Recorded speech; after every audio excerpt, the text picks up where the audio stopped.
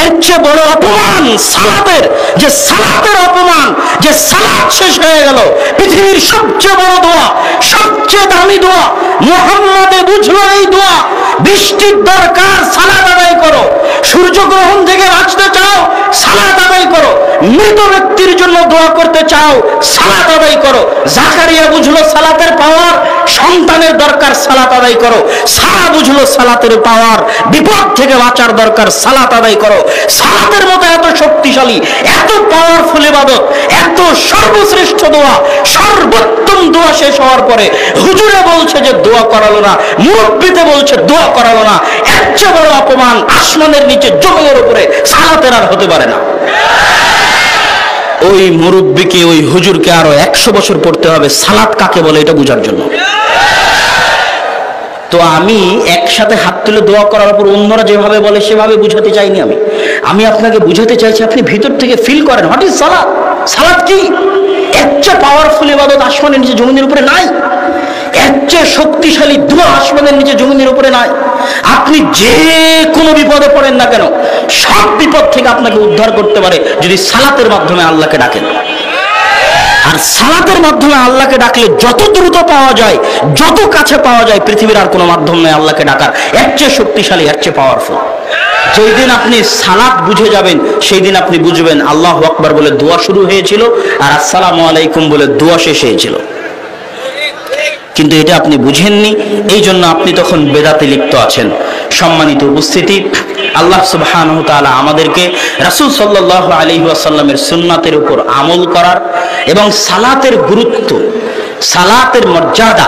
সালাত হচ্ছে, আজকের বক্তব্যের শেষে আরেকটা কথা বলে যাই, রব্বি জাআলনি মুকিমাস সালাহ, ইব্রাহিম আলাইহিস সালামের দোয়া, আল্লাহ গো আমাকে নামাজ আদায়কারী বানান, অমিন যুরিয়াতি, আমার পরবর্তী বংশধরকে নামাজ আদায়কারী বানান।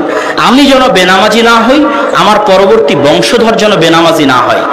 শয়তানের দাসত্ব, শয়তানের গোলামির বিরুদ্ধে সবচেয়ে বড় অস্ত্র, সবচেয়ে ভয়ঙ্কর অস্ত্র, সবচেয়ে শক্তিশালী অস্ত্র হচ্ছে 5 ওয়াক্ত সালাত মসজিদে গিয়ে আদায় করা। যে 5 ওয়াক্ত সালাত মসজিদে গিয়ে আদায় করতে পারবে নিয়মিত, ও শয়তানের বিরুদ্ধে সবচেয়ে বড় জিহাদ, সবচেয়ে সফল জিহাদ পরিচালনা করতে পারবে। অন্য সকল ষড়যন্ত্র, শয়তানের অন্য সকল ষড়যন্ত্রকে কাবুতে নিয়ে আসা তার জন্য সহজ হবে। আর যে সালাত ঠিক মতো আদায় করতে পারবে না, ও শয়তানের গোলাম হয়ে যাবে। ওর জন্য গান বাজনা করা, ওর জন্য অবৈধ সম্পর্ক করা, ওর জন্য সকল অন্যায় করা সহজ হয়ে যাবে। কাউকে দেখবেন যে নামাজ আদায় করার পরও গুনাহ করছে, ভালো করে খেয়াল করে দেখবেন ও 5 ওয়াক্ত সালাত নিয়মিত মসজিদে যায় না। যে নামাজি নামাজের পরও গুনাহ করে, ওই নামাজি 5 ওয়াক্ত সালাতের জামাতের নামাজি নয়। 5 ওয়াক্ত সালাতের জামাতের নামাজি হচ্ছে শয়তানের বিরুদ্ধে সবচেয়ে বড় জিহাদকারী, সবচেয়ে সফল জিহাদকারী। আর এর চাইতে টপ লেভেলের জিহাদকারীকে যে রাতে উঠে নিয়মিত তাহাজ্জুদের সালাত আদায় করে। অতএব 5 ওয়াক্ত সালাত নিয়মিত ধরে রাখার চেষ্টা করেন। জান্নাত অত কঠিন কিছু নয়, জান্নাত সহজ, গরিব মানুষের জন্য আরো সহজ। খালি 5 ওয়াক্ত সালাত আদায় করবেন আর কোরআন তেলাওয়াত করবেন, রমজান মাসে সিয়াম পালন করবেন, জান্নাতে শান্তিতে প্রবেশ করবেন ইনশাআল্লাহ। তো আব্দুল্লাহ বিন আব্বাস রাদিয়াল্লাহু তাআলা আনহু মুআবিয়া রাদিয়াল্লাহু তাআলা আনহুর যুক্তির উত্তরে শুধুমাত্র একটা কথা বললেন, তবুও সেটা কোরআনের আয়াত, অন্য কিছু নয়।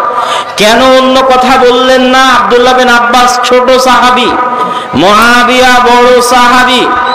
আব্দুল্লাহ বিন আব্বাস সাধারণ মানুষ, মুআবিয়া খলিফাতুল মুসলিমিন, আমিরুল মুমিনিন, প্রতাপশালী। মুরব্বী মানুষকে সম্মান করতে হয়, মুরব্বী মানুষকে হিসাব করে কথা বলতে হয়। তাও যদি সিনিয়র সাহাবী হয়, তাও যদি খলিফাতুল মুসলিমিন হয়, আমিরুল মুমিনিন হয়। এই জন্য আব্দুল্লাহ বিন আব্বাস রাদিয়াল্লাহু তাআলা আনহু কিছুই বললেন না, খালি কোরআনের একটা আয়াত পাঠ করলেন যে আমিরুল মুমিনিন, লাকাদ কানা লাকুম ফি রাসূলিল্লাহি উসওয়াতুন হাসানাহ। আপনি আমিরুল মুমিনিন বলছেন যে কাবা ঘরের 4টে কোণা, এত বরকতময়, এত মহান ঘর, 4টে কোণাতেই হাত লাগাতে হবে। আমি আব্দুল্লাহ বিন আব্বাস আল্লাহর রাসূলকে মাত্র 2 কোণায় হাত লাগাতে দেখেছি। আমি কোনো কথা বলবো না, খালি একটা আয়াত পাঠ করে গেলাম, লাকাদ কানা লাকুম ফি রাসূলিল্লাহি উসওয়াতুন হাসানাহ। যে তোমাদের জন্য কার মধ্যে উত্তম আদর্শ আছে? কার মধ্যে উত্তম আদর্শ আছে? লাকাদ কানা লাকুম ফি রাসূলিল্লাহি উসওয়াতুন হাসানাহ, তোমাদের জন্য উত্তম আদর্শ হচ্ছে মুহাম্মদ সাল্লাল্লাহু আলাইহি ওয়াসাল্লাম। তথা মুহাম্মদ সাল্লাল্লাহু আলাইহি ওয়াসাল্লাম যদি শুধু দুই কোণায় হাত লাগিয়ে থাকেন, তো আমরা তার উম্মত হিসেবে শুধু দুই কোণাতেই হাত লাগাবো। এটাই আল্লাহ কোরআনে বলেছে, লাকাদ কানা লাকুম ফি রাসূলিল্লাহি উসওয়াতুন হাসানাহ। তো মুহাম্মদ সাল্লাল্লাহু আলাইহি ওয়াসাল্লাম বুঝলো সালাতের ক্ষমতা কতখানি, সালাতের পাওয়ার কতখানি। বৃষ্টি চাও, সালাত আদায় করো। সূর্যগ্রহণ থেকে বাঁচতে চাও, সালাত আদায় করো। মৃত ব্যক্তিকে কবরের আযাব থেকে বাঁচাতে চাও, সালাত আদায় করো। জাকারিয়া বুঝলো সালাতের শক্তি কতখানি, সন্তান দরকার, সালাত আদায় করো।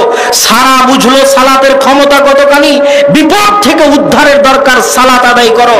আর আমাদের মুরব্বী 5 ওয়াক্ত সালাতের মতো পাওয়ারফুল, ক্ষমতাশালী, বিশাল দোয়া, সবচেয়ে শক্তিশালী দোয়া, সবচেয়ে পাওয়ারফুল দোয়া, আল্লাহর নিকটে যাওয়ার সবচেয়ে শক্তিশালী, সবচেয়ে পাওয়ারফুল মাধ্যম। এই সালাত শেষ হওয়ার পরে মুরব্বীতে বলছে হুজুরে দোয়া করালো না। এর চেয়ে বড় অপমান সালাতের দুনিয়াতে আর কিছু হতে পারে না।